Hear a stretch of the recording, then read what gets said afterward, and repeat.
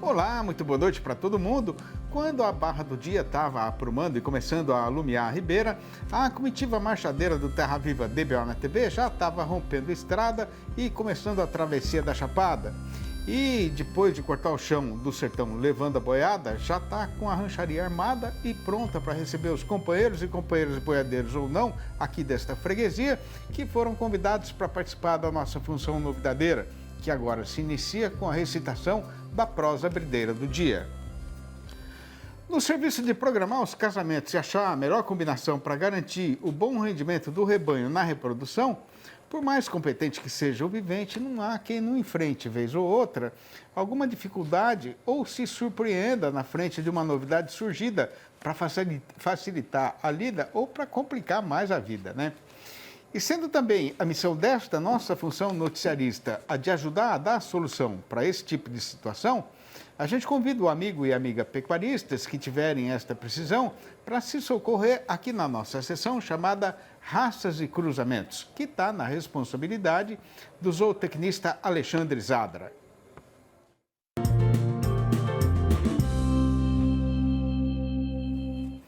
E a pergunta escolhida para ser respondida hoje foi mandada pelo nosso companheiro boiadeiro Davi Campos, que tem propriedade no município de Novo São Joaquim, em Mato Grosso. Ele está querendo saber o que é preciso fazer para conseguir desmamar uma bezerrada cruzada de Senepol e Nelore com um peso aí na roda de 10 arrobas, pelo menos, né? Pois então, Davi, a sua questão foi mandada para a apreciação do Zadra e a resposta vai ser dada agora. Confira. Olá, David.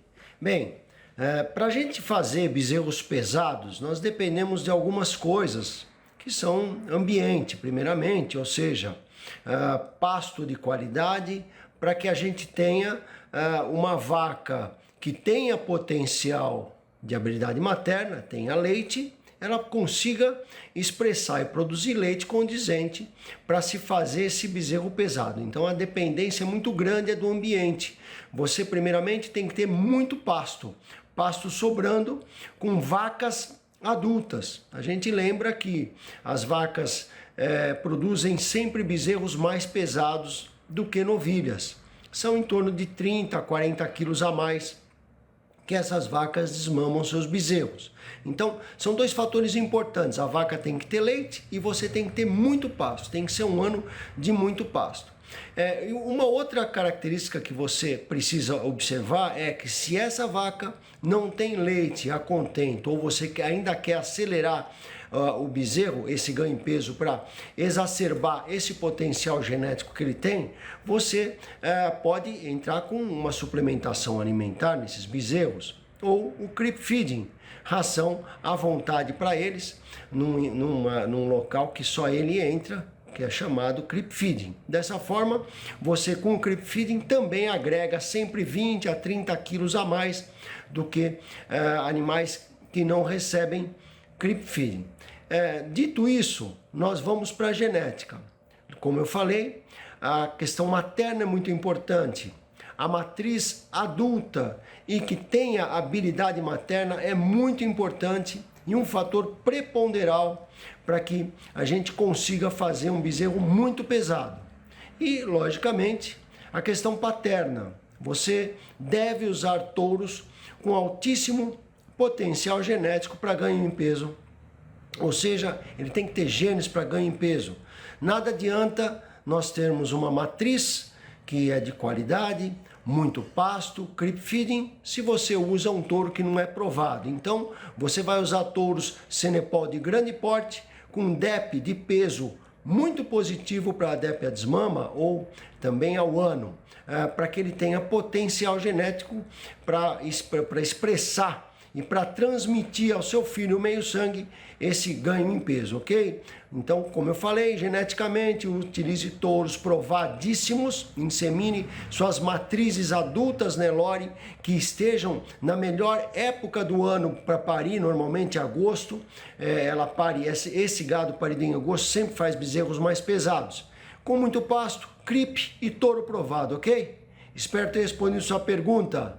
Um abraço a todos e vamos para o campo.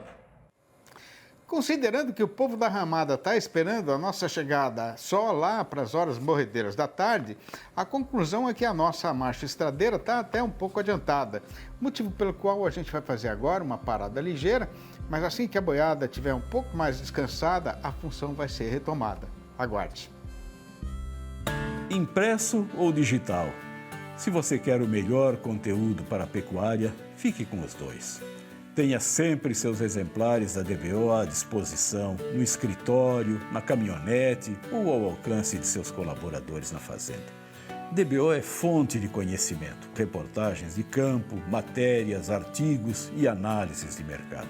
Entre lá na nossa loja no portal DBO e faça sua assinatura impressa e digital ou só digital.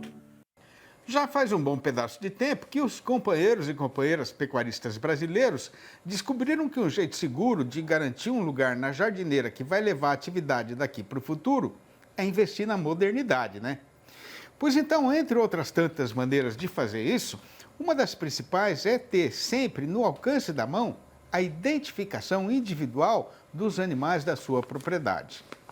A questão é que, a respeito desta tecnologia, quase todo dia aparece uma novidade no mercado e o fazendeiro acaba tendo dificuldade para saber qual é o sistema mais indicado para a sua propriedade. Aí, para campear informação de qualidade a respeito desse assunto, a gente convidou para esticar uma prosa aqui no programa o médico veterinário Luciano Lobo, gerente de rastreabilidade da MSD Saúde Animal, que vai participar da função falando ao vivo por vias internéticas, diretamente de Goiânia, a capital do Goiás. Boa noite, Luciano. Obrigado por você ter aceitado o nosso convite para essa entrevista aqui na televisão. Uma satisfação ter a sua presença novamente aqui e seja muito bem-vindo ao nosso arranchamento eletrônico. Faz favor de se sentir à vontade, viu? Sidney, muito obrigado. Eu que agradeço em nome da MSD. É sempre um prazer conversar com você e contribuir com todos que estão nos assistindo. Muito obrigado. Prazer é nosso. Ô, Luciano, falando assim no geral, né? Porque a identificação individual dos animais é de extraordinária importância na pecuária moderna. Bom, Sidney, nós somos uma empresa de saúde animal que recentemente, desde 2019, adquirimos também empresas que chamamos de tecnologia, né, que ajudam a rastrear e monitorar os animais. E a identificação é uma peça muito importante na gestão da performance, da produtividade, da rastreabilidade. A gente tem uma frase que a gente fala que tudo começa pela identificação. Então, se eu consigo atribuir um número ao animal, como se fosse um CPF, eu tenho a possibilidade de conhecer todo o registro da vida dele, né? Todo o registro zootécnico e medir, né? E uma vez que eu consigo medir, eu posso tomar boas decisões e controlar esse rebanho de uma forma produtiva e eficiente. Não dá para melhorar o que você não conhece, né? Sem dúvida, a gente precisa conhecer, né, individualmente o que está acontecendo, tomar decisões baseadas em dados, em números. Agora, Luciano, faz tempo que o Brasil é o maior exportador mundial de carne bovina, né? O que é que a identificação dos animais tem a ver com isso, hein? Sim, eu diria que já há alguns anos, como você mesmo disse, o Brasil alcançou a posição de liderança, né, no mercado externo. E isso é muito fruto da melhoria da produtividade, da performance, da gestão nas fazendas, né? E voltamos ao que a gente acabou de falar, para você tomar boas decisões é preciso medir, e para medir a gente conferir uma identificação individual ao animal. Um exemplo que a gente pode ter, os animais que são exportados para a Europa, né, eles atendem um programa de rastreabilidade, um protocolo chamado SysBov, onde 100% dos animais que vão para a Europa são identificados. Existem uma série de requerimentos, né, de compliance para esse tipo de animal que vai para fora. Então, te daria aqui um exemplo de parte dos animais que são exportados, que são 100% identificados e que se acompanha todo o registro produtivo e sanitário deles. De que forma a identificação individual pode contribuir para aumentar o bem-estar animal na propriedade, Luciano? Isso é uma questão importante, né? O bem-estar animal está relacionado com a maneira que as pessoas interagem com os animais, né?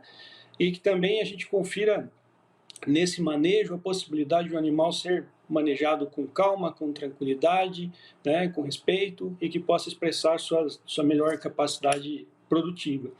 A gente, conferindo o uso de identificadores nesses animais, né, por exemplo, identificadores eletrônicos, a gente pode automatizar processos, facilitar a vida das pessoas que manejam os animais e também com que o manejo dos animais seja mais tranquilo, mais automatizado, que a gente vai precisar conter, né, menos os animais e aí também ter menos chance de erros, né, das informações que estão sendo capturadas. Então, a identificação eletrônica é uma questão muito importante para ajudar no manejo e no bem-estar animal. E algumas fazendas até estão removendo o uso de marca-fogo, né, de ferro quente, substituindo pela identificação animal. Que é um passo muito importante também, né? Agora, Luciano, como é que a identificação pode ajudar o fazendeiro no manejo sanitário do seu rebanho, na questão sanitária? De novo, se a gente está individualizando o animal, conferindo um número a ele, a gente tem a possibilidade de adotar vários registros da vida desse animal. E registros importantes também são os registros sanitários, né? Registros de quando fizemos vacinas nesses animais, vacinas importantes como brucelose, vacinas reprodutivas, né? Inclusive no estado de São Paulo eles lançaram uma iniciativa de identificar animais vacinando brucelose com identificadores visuais.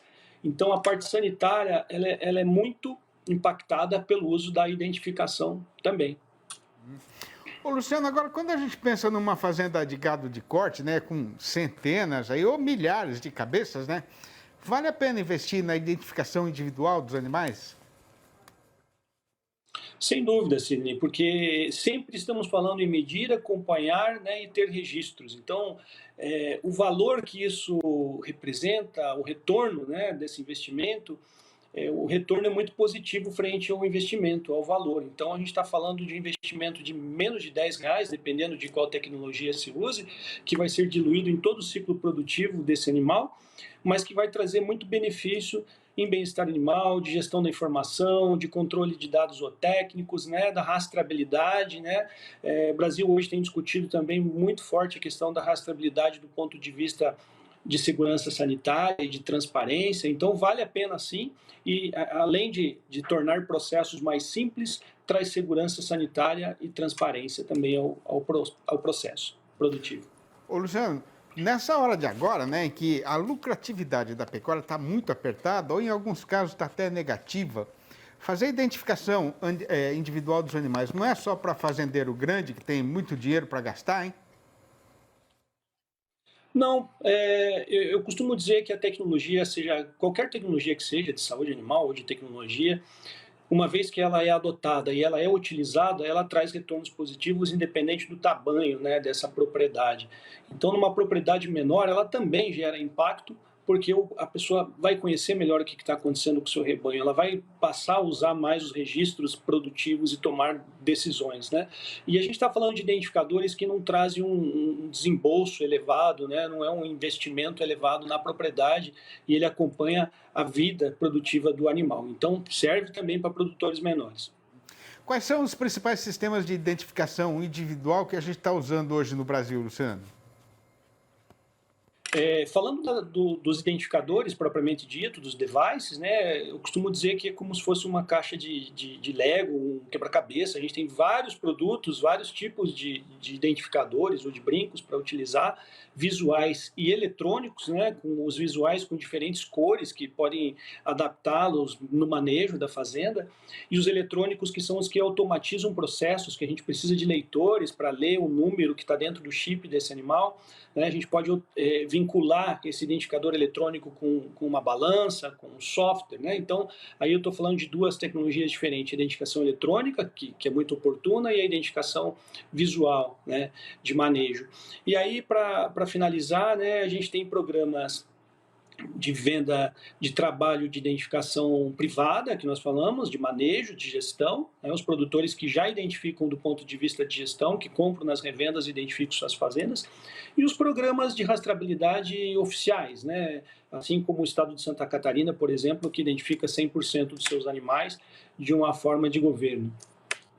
Muito bom. Ô, Luciano, muito obrigado pela sua participação aqui no programa, viu? As informações muito interessantes, né? E fica aí, então, a sugestão para o pecuarista que ainda não está fazendo a identificação animal, para pensar seriamente nisso, que valoriza o seu trabalho, orienta seu serviço no sentido de melhorar a sua produtividade. Obrigado, viu, Luciano? Um grande abraço para você, um abração para toda a turma aí do Goiás e até a próxima.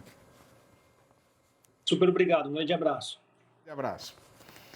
Tendo já vencido mais da metade da jornada que tinha sido combinada para esta empreitada e com a boiada já dando parecência de estar começando a ficar cansada, a comitiva faz agora uma rápida parada para voltar logo em seguida e pegar no destrinchamento do caso que está sendo passado com o boi gordo no mercado, que tem hoje a seguinte manchete anunciadeira.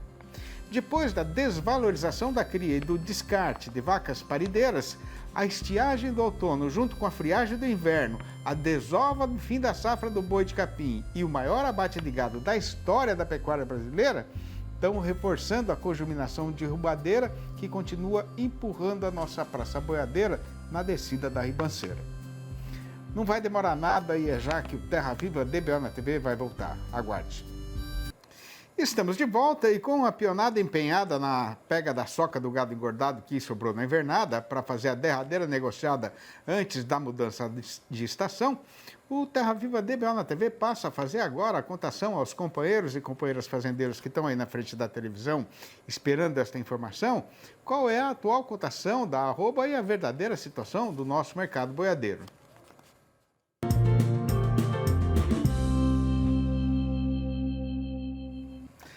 Pois então, conforme a gente tem falado aqui de assim e outro também, o que está mandando hoje no nosso mercado pecuário é o calendário, com a estiagem do outono, que já está quase indo embora, se combinando com a friagem do inverno, que já está chegando um pouco antes da hora, né? Para acabar de vez com o restinho da pastagem que tinha sobrado nas invernadas. Aí, por conta dessa determinação suprema da natureza, e isso já vem desde o meado do mês passado, né? O fazendeiro está sendo obrigado a vender a boiada e o resultado é que está assim decretado o fim da safra do boi de capim. O problema é que, por conta do ponto em que a gente está no ciclo da pecuária e depois de uma forte desvalorização da atividade de cria, a oferta de gado pronto, que já era grande só com os machos, foi sendo engrossada substanciosamente pelo descarte de vacas parideiras, principalmente ao longo destes meses derradeiros. De acordo com a pesquisa a respeito dessa questão, que acaba de ser divulgada agora mesmo, nesta quinta-feira, pelo IBGE, o Instituto Brasileiro de Geografia e Estatística, no primeiro trimestre deste ano presente, o Brasil abateu nada menos que 9.300.000 animais.